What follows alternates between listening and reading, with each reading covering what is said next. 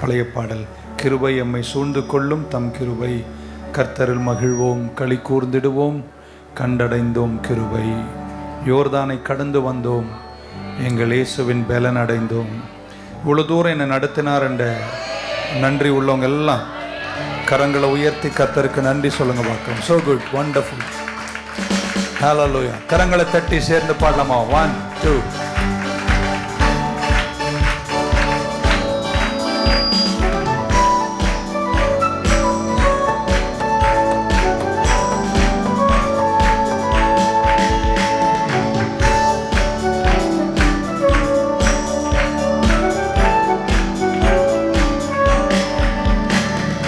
யோர்தானை கடந்து வந்தோ, எங்கள் இயேசுவின் பலன் அடைந்தோ.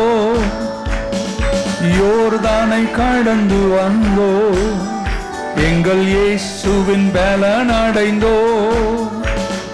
சேனையின் கர்த்தர் முன்னே நடந்தார், சோர்வின்றி காத்து கொண்டார். சேனையின் கர்த்தர் முன்னே நடந்தார், சோர்வின்றி காத்து கொண்டார். கிருபை எம்மை சூழ்ந்து கொள்ளும் தம் கிருபை, கர்த்தரில் மகிழ்வோம் களி கூர்ந்திடுவோம், கண்டடைந்தோம் கிருபை. கர்த்தரில் மகிழ்வோம் களி கூர்ந்திடுவோம், கண்டடைந்தோம் கிருபை. கரங்களை உற்சாகமா தட்டி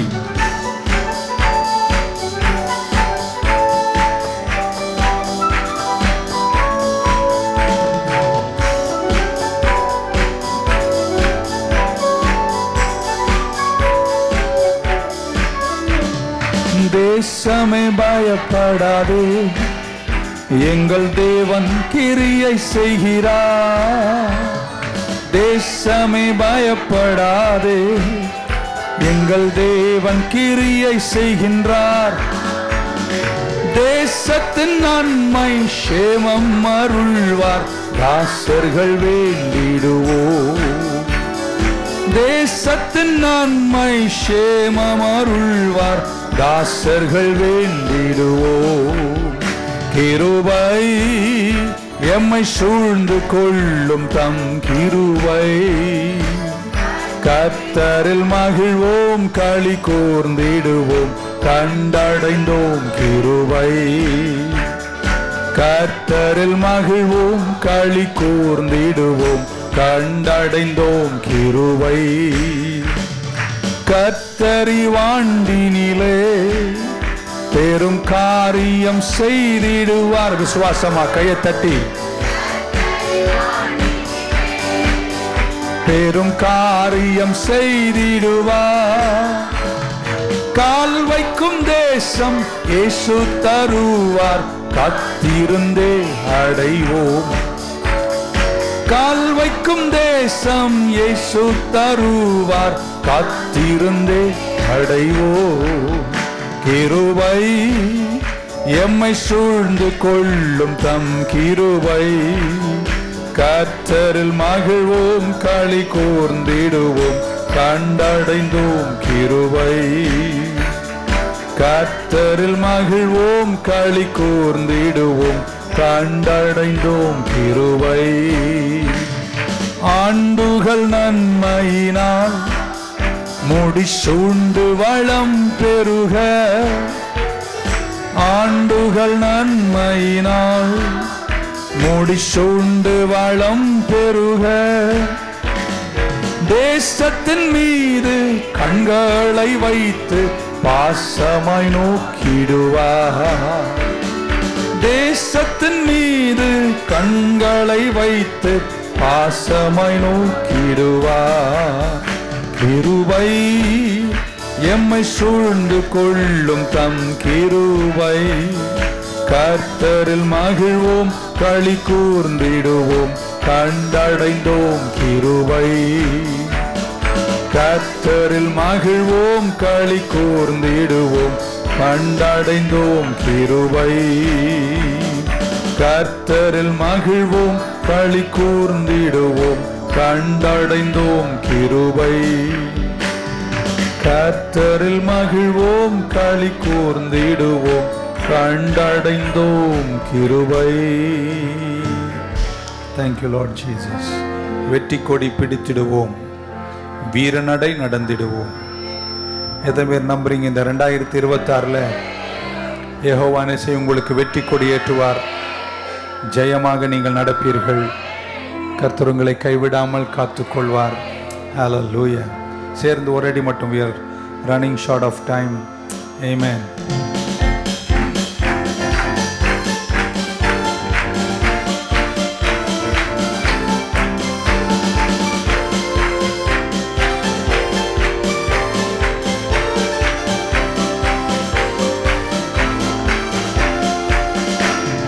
வெற்றி கொடி பிடித்திடுவோம், நாம வீரநாடை நடந்திடுவோம். வெற்றி கொடி பிடித்திடுவோம், நாம் வீரநாடை நடந்திடுவோம். வெள்ளம் போல சத்தான் வந்தாலும் ஆவிதாமை கொடி பிடிப்பார். வெள்ளம் போல சத்தான் வந்தாலும் ஆவிதாமை கொடி பிடிப்பார். அஞ்சாதே அஞ்சாதே என் மகனே, நீ அஞ்சாதே என் மகளே. அஞ்சாதே என் மகனே, நீ அஞ்சாதே என் மகளே. வெற்றி கொடி பிடித்திடுவோம், நம்ம வீரநடை நடந்திடுவோம். வெற்றி கொடி பிடித்திடுவோம், நாம் வீரநடை நடந்திடுவோம். தலைக்கு மேல ஒரு கொட்டு. கமான். 1 2.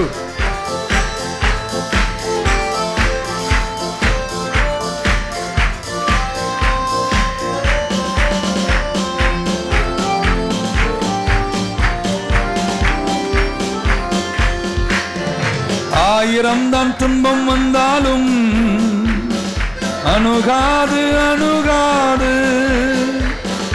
ஆயிரம் தான் துன்பம் வந்தாலும் அணுகாது அணுகாது.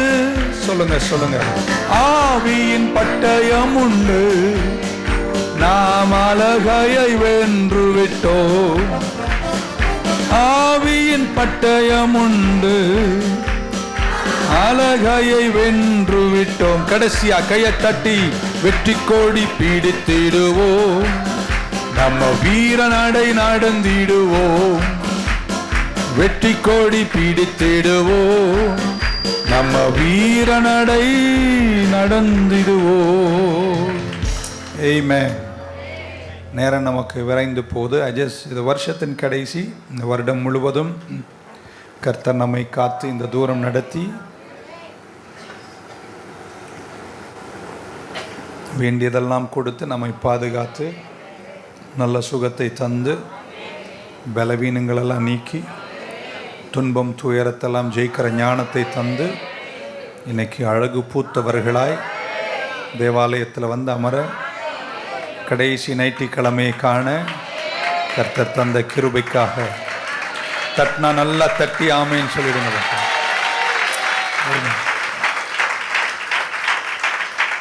பொதுவாக நான் உங்கள் கூட சண்டே மார்னிங் பேசும்போது ஒரு பேசேஜிலிருந்து கான்டெக்ஸ்டுவலாக ஒரு 3 புள்ளிகள் பேசுவது வழக்கம். இன்றைக்கி ஒரு 10 புள்ளி பேசுவேன்.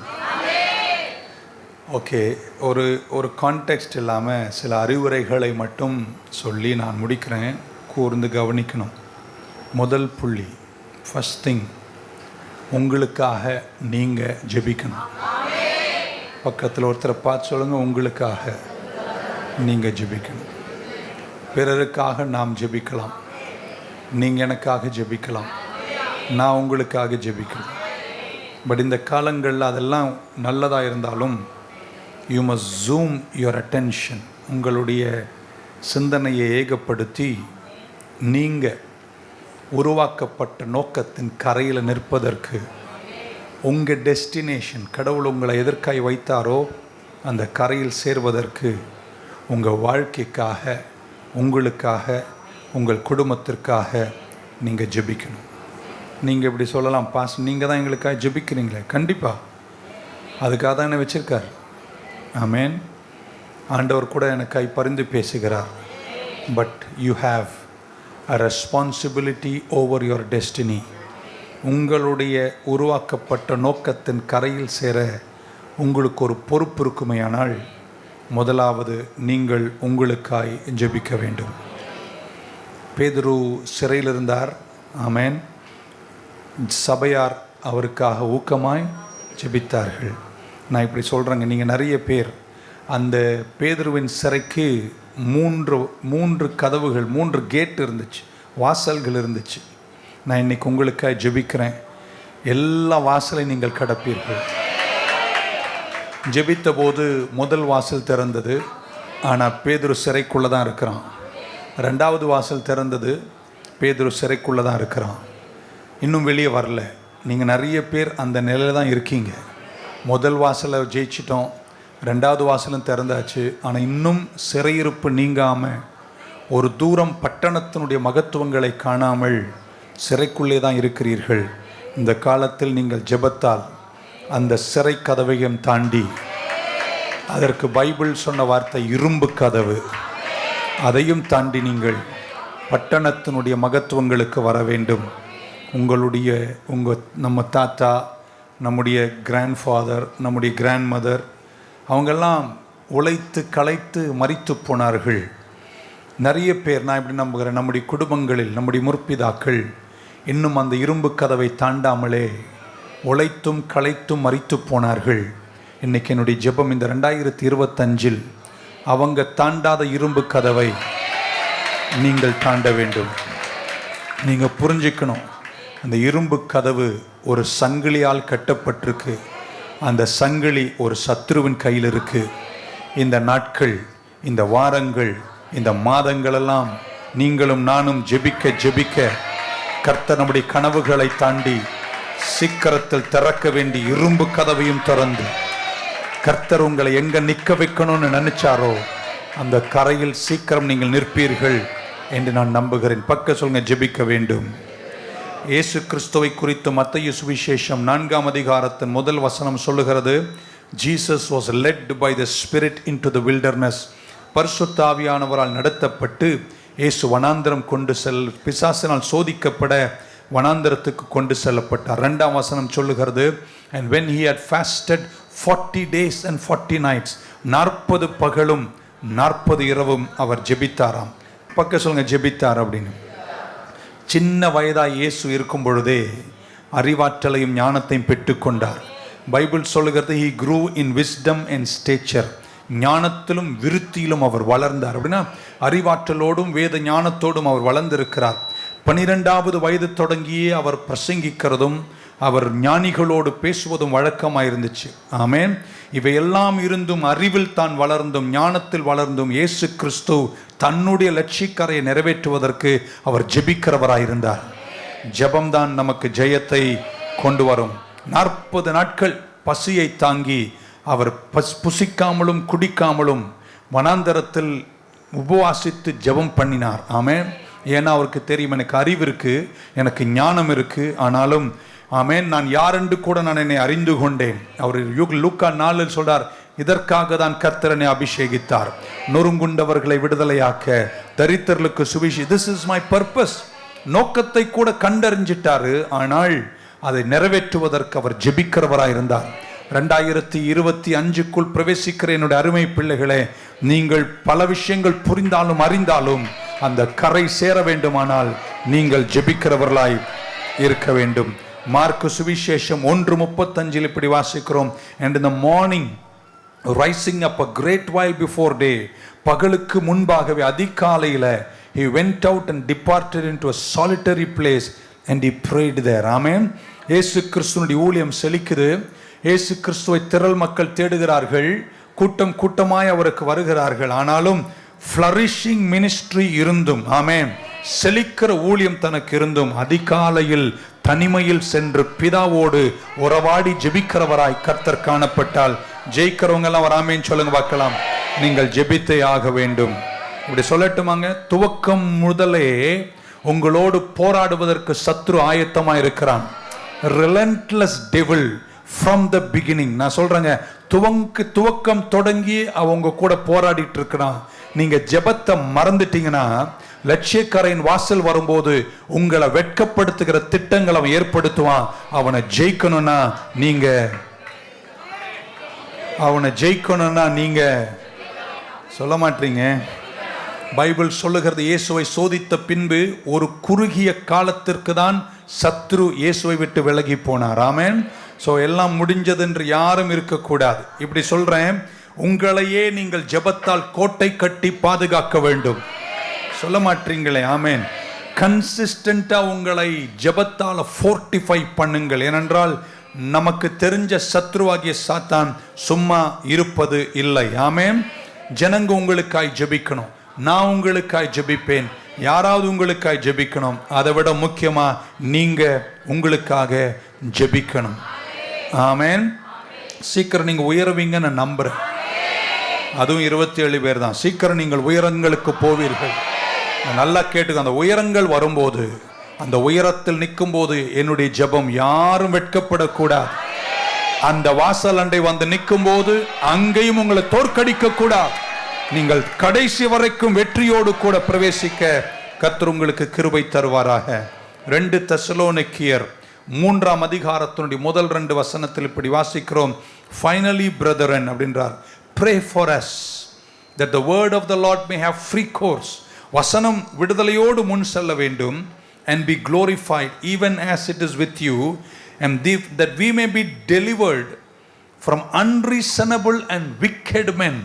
என்ன சொல்றார்? நான் பிரசங்கம் பண்ணோம், வார்த்தை நல்லா போய் சேரணும். ஆனா எங்களை அன்ரீசனபிள், எப்படி இருக்கு தமிழ்ல? எங்களை வேண்டிக் கொள்கிறோம். ஆமென். துக்குணராகிய பொல்லாத மனுஷர் கையில் என்று நாங்கள் விடுவிக்கப்படும். ஒரு அழிலே சொல்லுங்க பார்க்கலாம். For all men have not faith. நீங்க நல்லா புரிஞ்சுக்கணும், இந்த உலகத்தில் நீங்க வாழும் நாட்கள்ல என்ன குணமாம்? துர்க்குணம், கேவலமானவெல்லாம் இருக்கான். இறக்கி சொல்லிட்டேன். நீங்க ரொம்ப ஜெபம் பண்ணி தான் இந்த உலகத்தில் ஜெயிக்க முடியும். ஏன்னா யார் இருக்காங்களா? துர்க்குணராகிய மனிதர்கள் இருக்கிறார்கள். அன்ரீசனபிளா இருப்பாங்க, விக்கெடா இருப்பாங்க. அவங்க கையிலெல்லாம் சிக்காம நீங்க போய் உயர்ந்து நிக்கணும்னா ரொம்ப கஷ்டம். உங்களுக்கு ஜெபம் ரொம்ப முக்கியம்.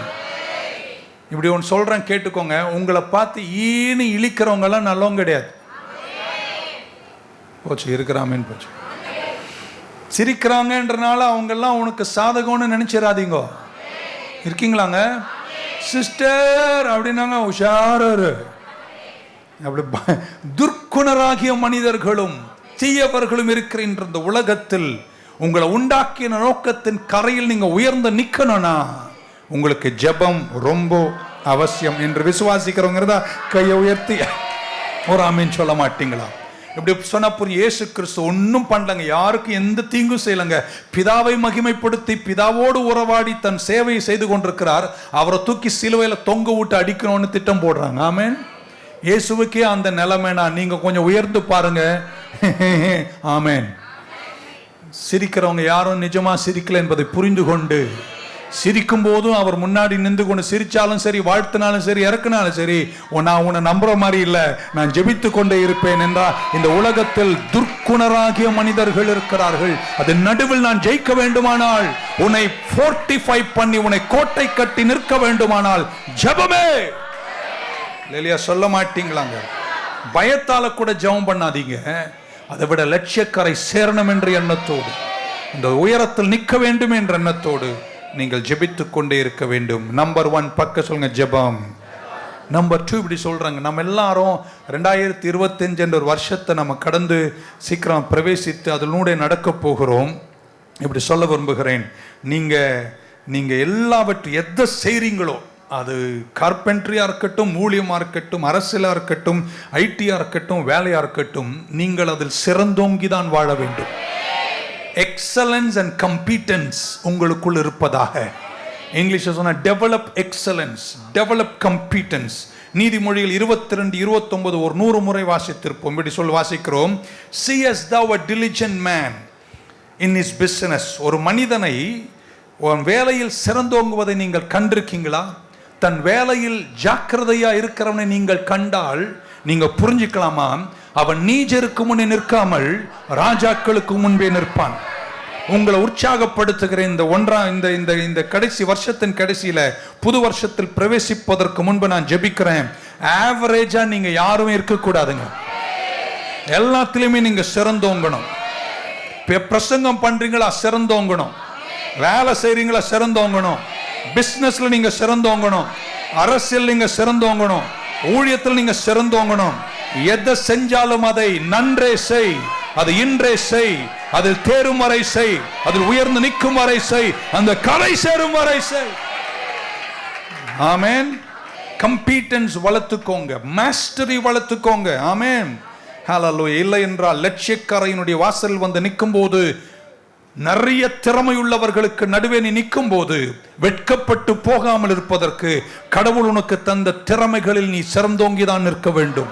இல்லையா? சொல்ல மாட்டீங்களே? ஹல்லேலூயா. உங்களுக்கு தெரியும், யோசேப்பை குறித்து 42ஆம் அதிகாரம் ஆதியாகமத்தின் புஸ்தகத்தில் 14ஆம் வசனம் வரும்போது பரவோன் யோசேப்பை அழைக்கிறார். ஆமென். 29 33 வரைக்கும் உள்ள வசனங்கள் வரும்போது பரவோனுடைய சொப்பனங்களுக்கு யோசேப்பு பதில் சொல்ல தொடங்குகிறார். 41 யோசேப்பு எகிப்தின் ராஜாவாகிய பரவோனுடைய ராஜாவுக்கு முன்பாக நிற்கும் போது அவனுக்கு எத்தனை வயசா? எல்லாரும் வாயை திறந்ததை கொஞ்சம் நல்லா சொல்லுங்க. எனக்கு 60 சொல்லுங்க. எல்லாம் எத்தனை வயசுல நின்றானா? 30வது வயசுல. இங்க முன்னாடி உள்ள வசனம்லாம் படிக்கணும், நமக்கு நேரம் இல்லை. பரவோன் சிறையிலிருந்து அவனை கூப்பிடுகிறார். காரணம், பானபாத்திரக்காரன் போய் சொல்லுகிறார், எனக்கு சொப்பனத்துக்கு பதில் சொன்னார், நிறைவேறிச்சு. இங்க ஒரு பிரச்சனை வந்திருக்கு, இதுக்கு யாருக்கும் அந்த தேசத்திலிருந்து எந்த ஞானிக்கும் அறிவில்லாத போது அவர் சொல்றார், இப்படி ஒரு மனுஷன் எனக்கு தெரியும், அவரை கூப்பிடுங்க. ஆள் அனுப்பி அவரை கூப்பிட்டார்கள். அவர் சிறைக்கு வந்தாரோ இல்லையோ, ஆமென் சொல்ல மாட்டீங்களா? சொப்பனத்தையும் சொல்றாரு, சொப்பனத்திற்கு பதிலையும் சொல்லுகிறாரு. பரவன் என்ன தெரியுமா அவரை பார்த்து சொன்னாரு, இவனை போல ஞானம் உள்ள ஒரு மனிதனை நான் இதுவரைக்கும் கண்டதே இல்லை. ராஜாக்களுக்கு முன்னே நிக்க போறவங்களாம் வாழ்க்கையில லேசு கிடையாதுங்க.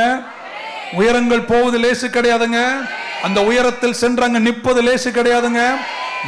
ஜோசப்பை குறித்து பைபிள் சொல்லுகிறது, அந்த தூரம் அவன் வந்து சேர்ந்து அவன் ராஜரீக அரமனையில் வந்து நின்று எல்லா பொறுப்புகளையும் கொடுத்து, தன்னுடைய மோதிரத்தை கொடுத்து, வஸ்திரத்தை கொடுத்து, ராஜரீகத்தை கொடுத்து, இந்த அரமனையில் இவனை விட இந்த தேசத்தில் யாரும் இல்லை, எனக்கு அடுத்தது எல்லாமே இவர்தான் என்று ராஜா பொறுப்பை ஜோசப்புக்கு கொடுக்கும் போது அவனுக்கு வயது எவ்வளவுங்க?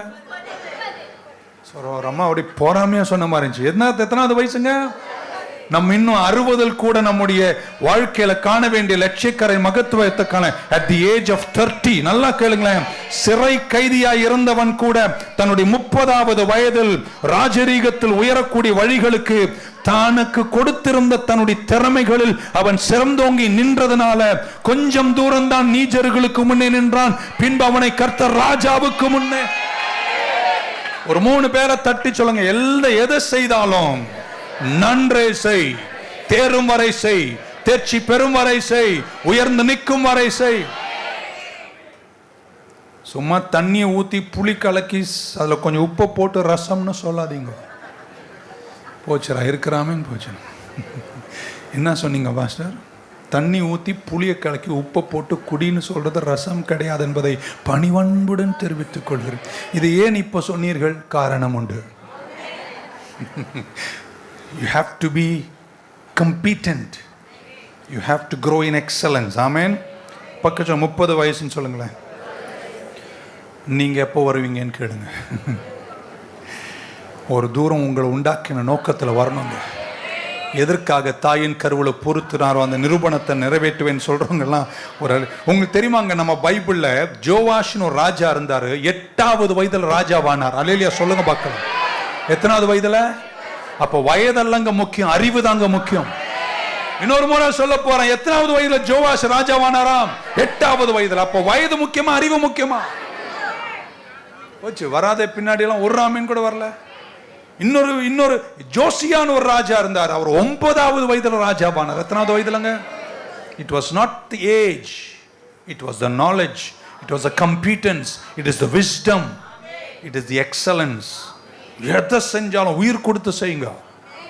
உங்களுக்குள்ள நிறைய திறமைகள் இருக்கு. 2025 அதெல்லாம் வெடித்து வருவதாக. நமக்கு நேரில் கடந்து போன நம்பர் 3 ஐ திங்க் மூன்றாவது இப்படி சொல்கிறேன். இந்த 2025 நீங்கள் ரொம்ப ஃபோக்கஸ்டாக இருக்கணும், ரொம்ப டிசிப்ளின்டாக இருக்கணும்.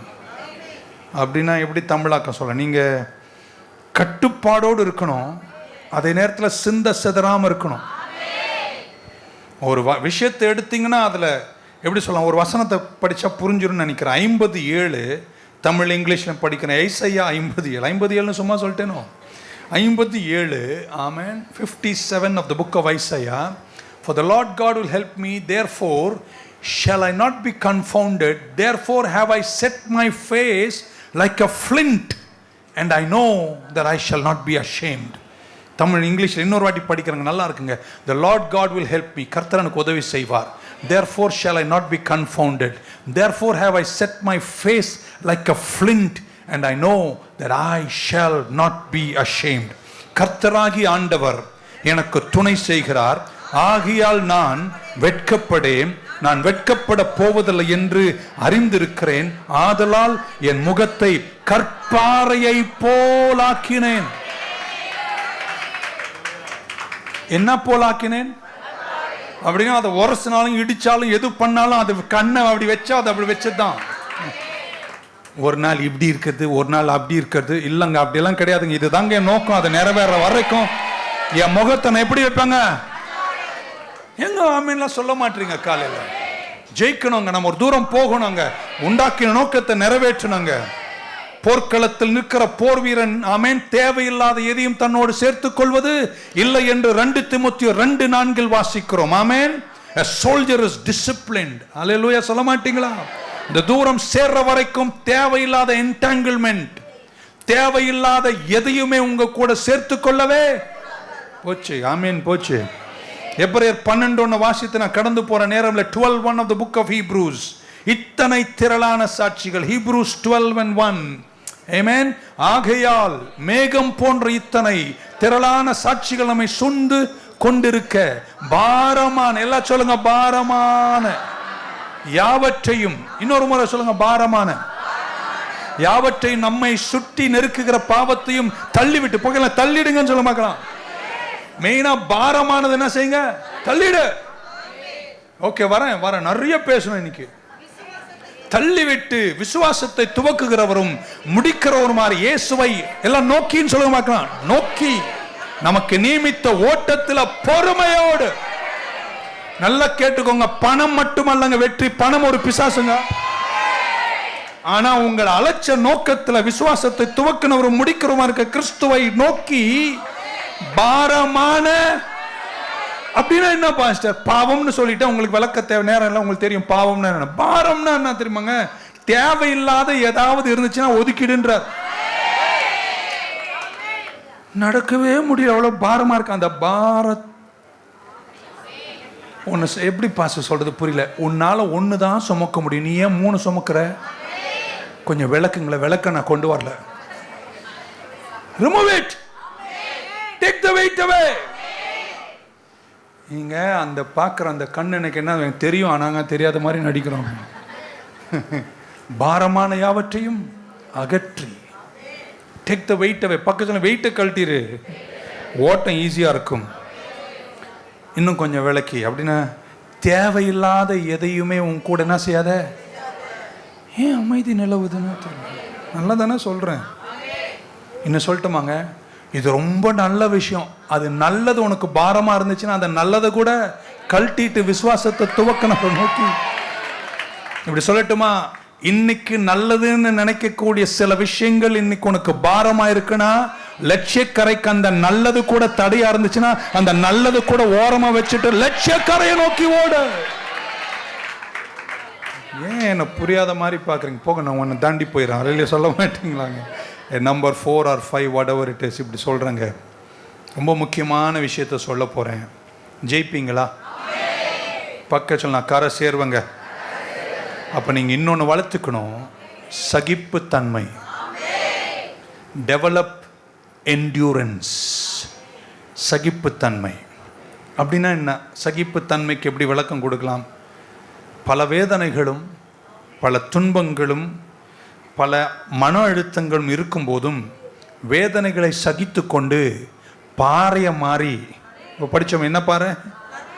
கற்பாறைய போல சிந்தை செதறாம அலட்ச நோக்கத்தில் விசுவாசத்தை துவக்கினவரை நோக்கி முடிக்கிற வரைக்கும் வேதனைகளை தாங்கிட்டு நிற்கக்கூடிய திராணி தாங்க சகிப்புத்தன்மை. ஆமென். சகிப்புத்தன்மை இல்லாத யாருமே கரை சேருவது ரொம்ப கஷ்டம்.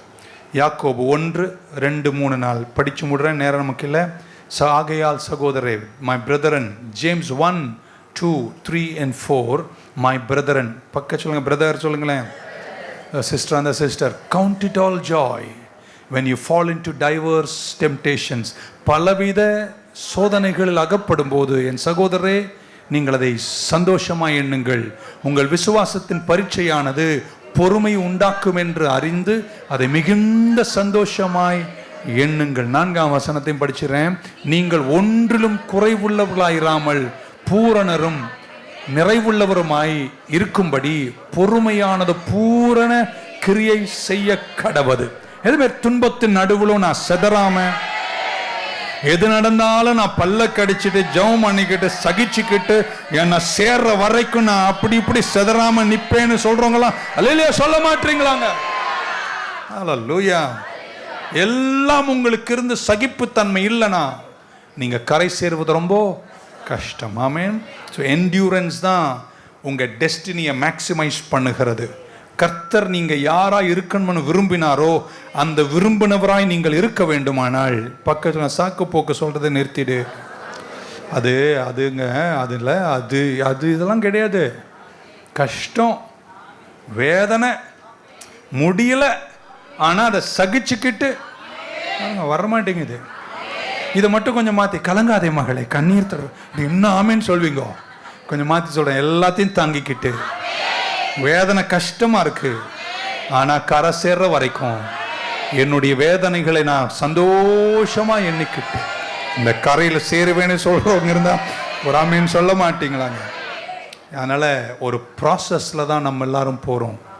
நம்ம எல்லார் வாழ்க்கையிலும் துன்பங்களும் கஷ்டங்களும் உண்டு. அதில் நீங்கள் சிதறாமல் நிற்கணும். மார்க் சுவிசேஷம் 4ஆம் அதிகாரத்தின் 26ஆம் வசனம் வரும்போது, மார்க் 4:26, தேவராஜ்யம் எப்படின்னு சொல்றாரு, அது ஒரு விதையை போல் இருக்கிறது. ஆமென். For the kingdom of God is like if a man should cast a seed into the ground, ஒரு விதையை மண்ணில் விதைக்கிறது போல தேவராஜ்யம் இருக்குதுன்னு இயேசு சொல்றார். 27ஆம் வசனம், and should sleep, அவன் அதை விதைத்து விட்டு தூங்குகிறான், அவன் he rise night and day, இரவும் பகலும் விழிக்கிறான். and the seed should spring and grow up, he knoweth not how, அது எப்படி வளருதுன்னு அவனுக்கு தெரியாது. அடுத்த வசனம், for the earth bringeth forth fruit of herself, அதுக்கப்புறம் வார்த்தை பாருங்க, ப்ராசஸ் பாருங்க, first the blade, ஆமென், முன்பு முளையையும் பின்பு கதிரையும் கதிரிலே நிறைந்த தானியத்தையும், because the harvest is come, அறுவடை வந்துடுச்சு. ஆனால் எப்படி வந்துச்சான்? ஒரே நாள்லாம் வரவே பக்கத்தில் அவ்வளோ சீக்கிரம்லாம் எல்லாம் நடக்காதுங்க. இருக்கீங்களாங்க? ஆண்டவர் நினச்சா ஒரே நாளில் முடியும். ஒரே நாளில் உனக்கு கொடுத்துட்டாருன்னு வச்சுக்கோங்க, உன்னை பிடிக்கிறதே ரொம்ப கஷ்டம். அதனால் நீ விதைச்சின்னா முதல்ல என்ன வரும்? முளை வரும், அதுக்கப்புறம் களை வரும், அதுக்கப்புறம் இயர் வரும், அதுக்கப்புறம் அறுவடை வரும், கொஞ்சம் கொஞ்சமாக தான் வரும். ஆனால் அந்த வர்ற வரைக்கும் அது மண்ணில் இருந்தாலும், அது பல உபத்திரவங்களை சந்தித்தாலும், அது சூட சகித்தாலும், அது மலையை கண்டாலும், விதை மண்ணில் இருந்து அது தன் வளருகிற வரைக்கும் நீங்கள் சகிப்புத்தன்மை உள்ளவர்களாக இருப்பீர்களானால், அதுக்கப்புறம் கீழே போயிட்டே வந்தீங்கன்னா கீழே படி சொல்கிறாரு, ஒரு கடுகு, ஆமென், எல்லா விதைகளிலும் சிறிய விதை, ஆனால் அது விதைக்கப்பட்டால் அது வளர்ந்து அது செடியாகி அது மரமாகி அது கொடிகள் விட்டு அது படர்ந்த பின்பு பறவைகளெல்லாம் வந்து கூடு கட்டி வாழும் அளவிற்கு அந்த மரத்தை கர்த்தர் உயர்த்துவது போல life and destiny comes in a process.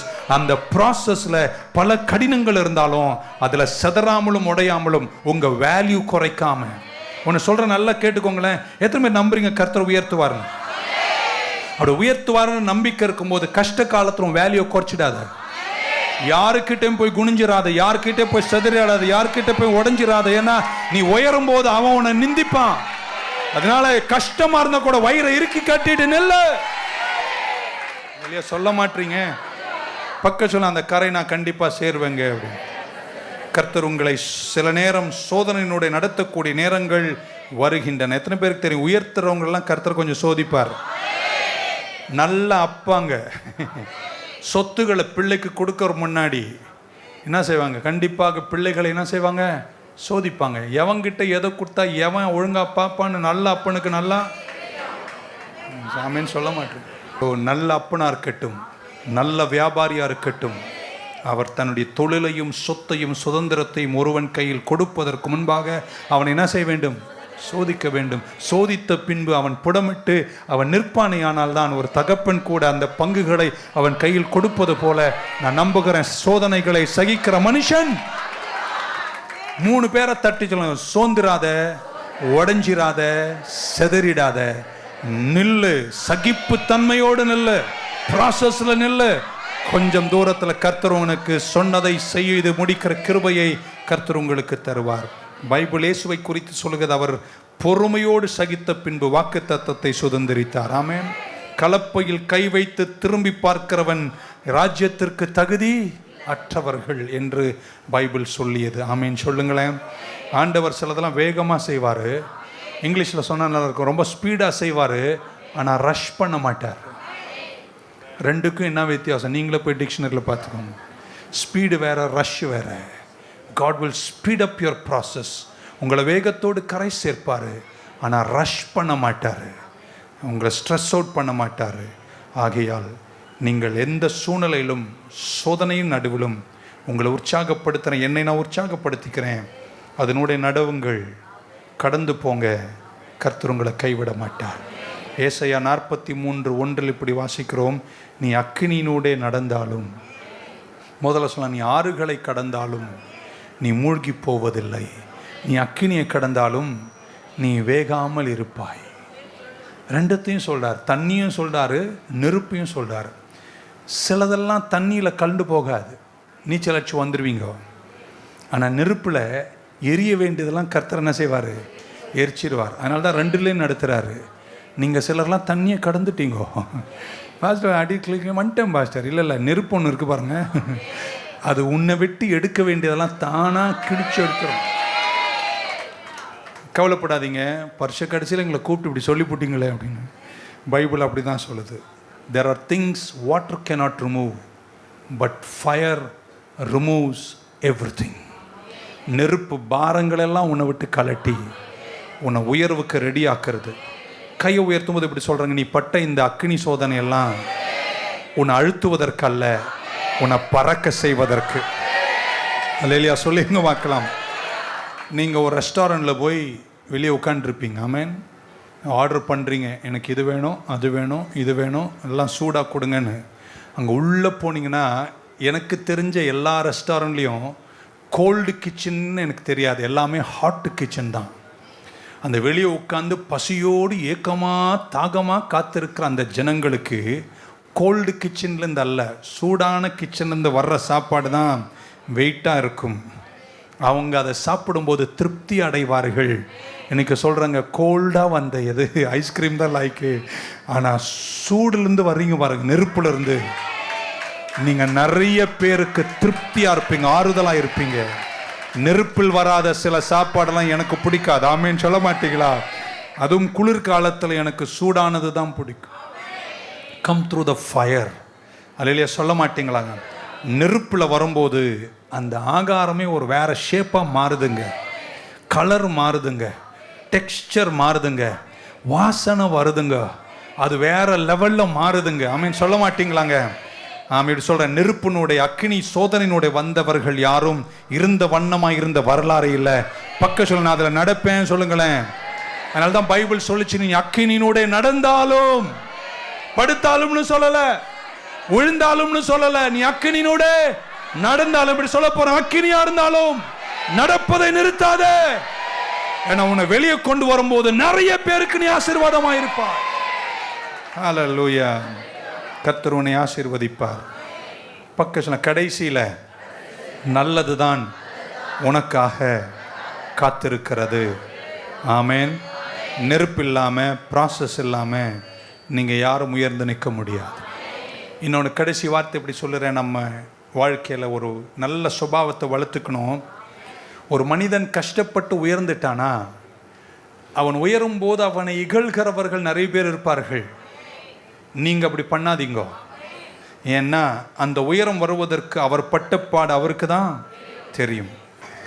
உயர்ந்து நிற்கிற நிறைய பேர், நான் சொல்ல நல்லா உயர்ந்தவங்க, அவங்க அந்த உயரம் வர்றதுக்கு வடிச்ச கண்ணீர், பட்டப்பாடு, அலைச்சல், எத்தனை தூங்காத ராத்திரிகள். உங்க யார் எப்படியோ இருக்கட்டும், உங்களை உற்சாகப்படுத்துறேன், நீங்க யாரையுமே எதுவுமே சொல்லாதீங்க. கற்பாறைய மாறி கண்ணை கடவுள் மேல வச்சுட்டு போயிட்டே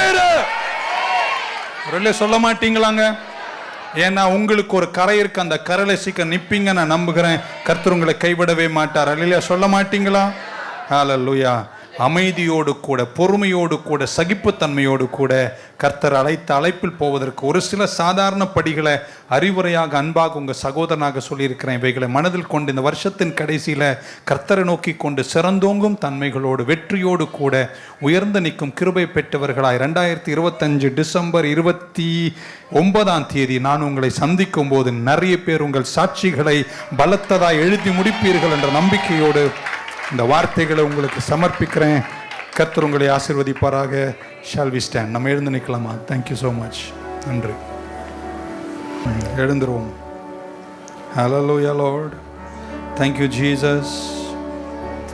ஆமென். பின்னானவை மறந்தேன், முன்னானவை நாடினேன். பின்னானவை மறந்தேன், முன்னானவை நாடினேன்.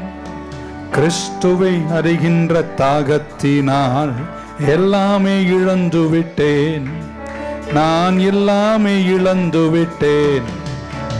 இயேசுவால பிடிக்கப்பட்டவன், அவர் இரத்தத்தால கழுவப்பட்டவன்.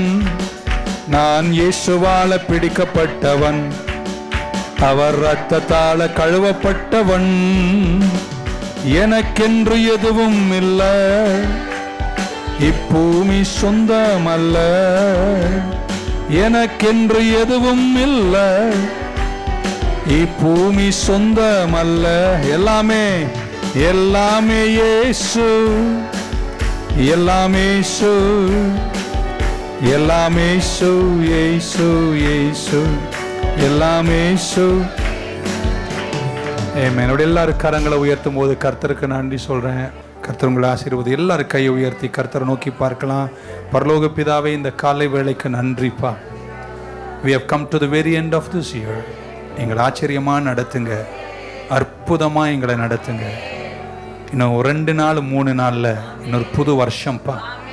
சிறந்தோங்கி நாங்கள் நிற்கணும். நீஜர்களுக்கு முன்பே அல்ல, ராஜாக்களுக்கு முன்பே. இந்த சபையில் எங்க கூட ஆராதிக்கிற ஒரு மனிதர் கூட கெட்டு போக கூடாதுப்பா. உயர்ந்து நின்றிடணும். பாரமான யாவற்றையும் தங்களை விட்டு விலக்கி விசுவாசத்தை துவக்கினவரும் முடிக்கிறவருமாயிருக்கிற கர்த்தரை நோக்கி அந்த கரை நோக்கி சென்றிட கிருபை செய்யுங்க என்று வேண்டி ஜெபிக்கிறோம். வந்த எல்லா பிள்ளைகளும் ஆசீர்வதிங்க. சீக்கிரம் நாங்கள் 31 ராத்திரி எங்கள் புது வருட ஆராதனை சந்திக்கிறோம். பெலத்தால் எங்களை இடை கட்டுங்க.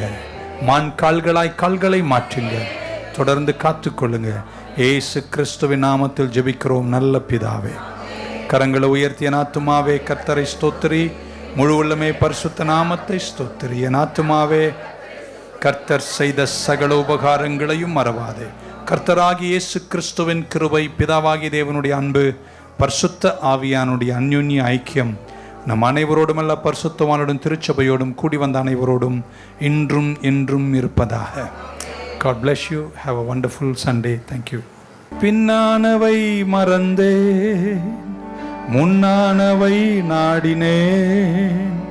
பின்னானவை மறந்தேன், முன்னானவை நாடினேன். கிறிஸ்துவை அறிகின்ற தாகத்தினால் எல்லாமே இழந்து விட்டேன். நான் எல்லாமே இழந்து விட்டேன். இயேசுவால பிடிக்கப்பட்டவன், அவர் இரத்தத்தால கழுவப்பட்டவன். நான் இயேசுவால பிடிக்கப்பட்டவன், அவர் இரத்தத்தால கழுவப்பட்டவன். எனக்கென்று எதுவும் இல்லை, இப்பூமி சொந்தமல்ல.